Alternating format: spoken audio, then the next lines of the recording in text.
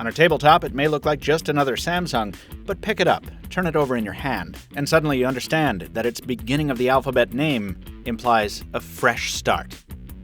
The Galaxy Alpha may not be a total rethinking of the company's design direction, but its fit and finish alone make it the flagship we wish the Galaxy S5 had been. I'm Michael Fisher with Pocketnow, and this is our video review of the Samsung Galaxy Alpha.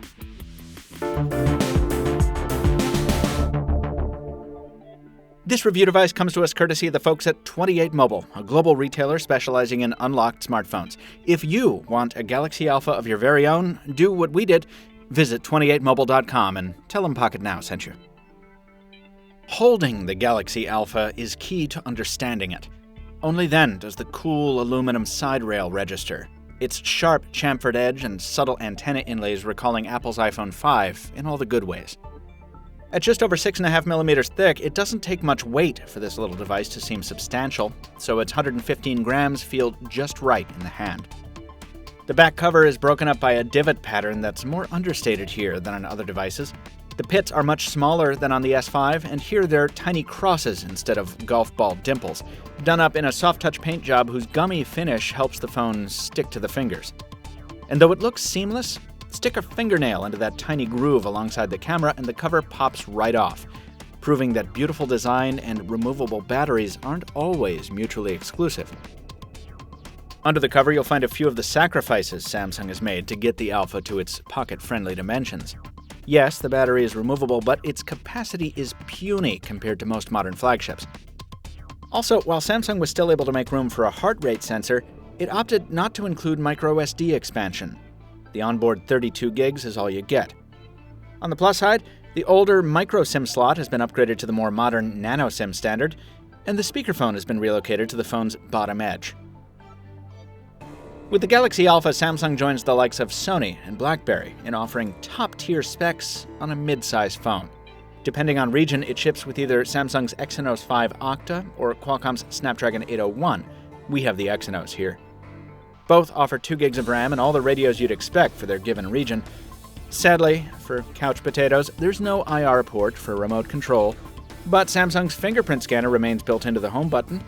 Even though it works better here than it did on the S5, we're still not the biggest fans of its swipe-based operation. The Alpha's most polarizing compromise is probably its display. At 4.7 inches with very narrow bezels, it's perfectly sized for the phone's smaller chassis, and its Super AMOLED technology affords all the raven blacks and brilliant colors we've come to expect. The reason it might lose points in some eyes is its 720p resolution, which is lower than most other flagships.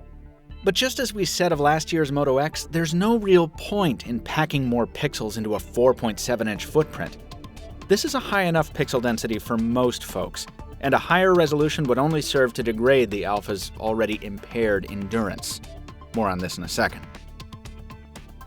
The Galaxy Alpha ships with Android 4.4.4, painted over with a thick coat of Samsung's third-party interface.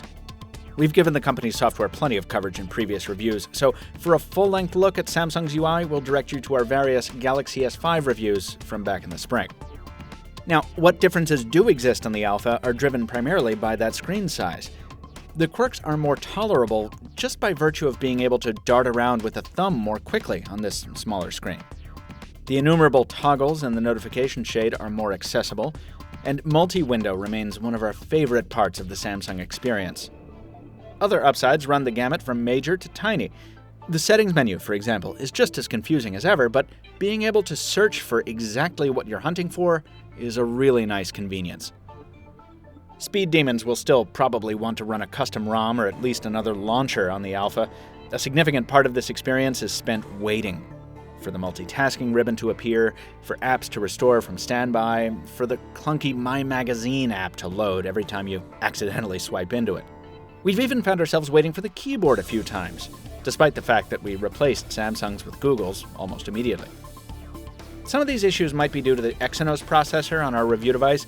Its benchmark dominance notwithstanding, we've often found Samsung's silicon inferior to Qualcomm's on a day-to-day level.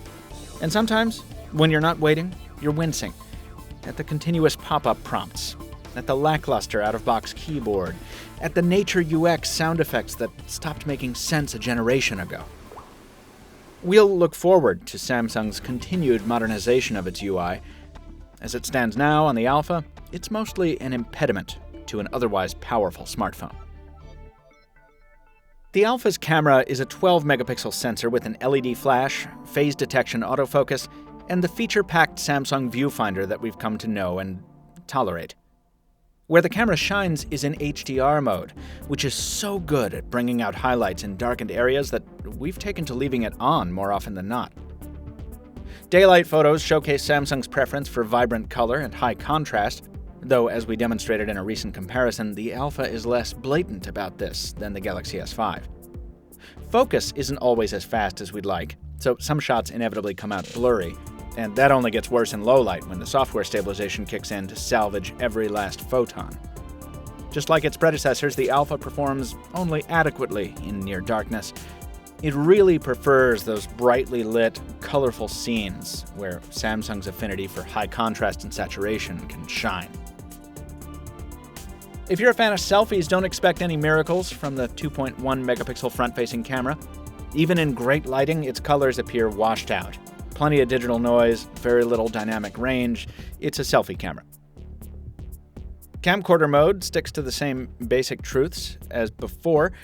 The persistent video trigger is great, and we like how Samsung shows you how much storage you're eating up on a per-second basis while you're shooting. In well-lit scenes, color is reproduced beautifully in 1080p. The camera offers 4K mode as well if you're fancy, but we wouldn't recommend shooting too much of that footage on a 32-gig phone. The frame gets pretty shaky if you go without video stabilization. There's plenty of noise in dimmer scenes, but this is a fine video camera for most occasions otherwise. The Galaxy Alpha was never intended to cater to the performance buff, but we've found it more than capable of handling our favorite smartphone-stressing games. On day 6 of our week-long review period, we binge-played Asphalt 8, Modern Combat 5, and Sky Gamblers Air Supremacy until the battery was dead. And the Galaxy Alpha didn't skip a beat. Unfortunately, it didn't take too long for the battery to go dead. The 7 watt-hour pack just isn't up to the task of lasting a full day of truly heavy use. On one of those heavy days, we blasted through 3/4 of one battery after only about 5 hours off the charger. Endurance improved marginally once we turned off Android Wear, but we never managed to get to 4 hours of screen-on time, our minimum threshold of acceptability. Thankfully, the Galaxy Alpha is a fast charger, about an hour and 40 minutes from empty to full. What's more, our SK Telecom review unit came with a spare battery and a spare charger in the box, something that we wish AT&T mirrored with its unit. Sadly, it doesn't. So if you're not averse to carrying a battery in your wallet or staying within range of a wall plug, the Alpha could be the phone for you. Road warriors need not apply. Talking on the Alpha isn't the most comfortable experience ever thanks to that beveled aluminum trim above the earpiece, but it offers fine voice quality on AT&T in Greater Boston.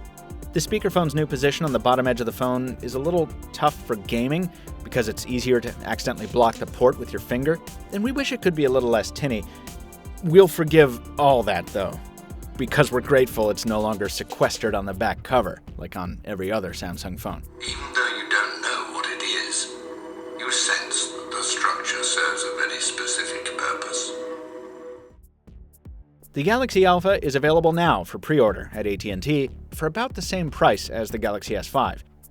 Is it worth spending that kind of money, given the sacrifices you'll be making in capability?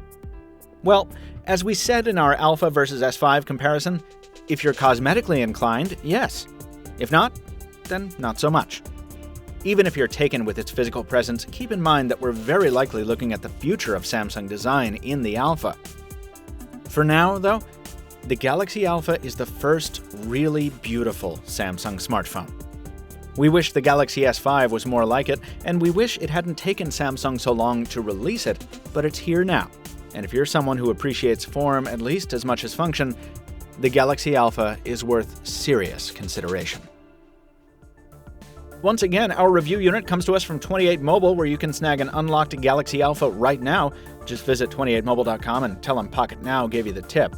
Be sure to check out our written Galaxy Alpha review, available at Pocket Now on October 3rd and linked in the description below, and subscribe here on YouTube if you enjoyed this video. Till next time, this has been Michael Fisher, Captain Two Phones on Twitter, wishing you a very glam autumn season. Thanks for watching. We'll see you next time.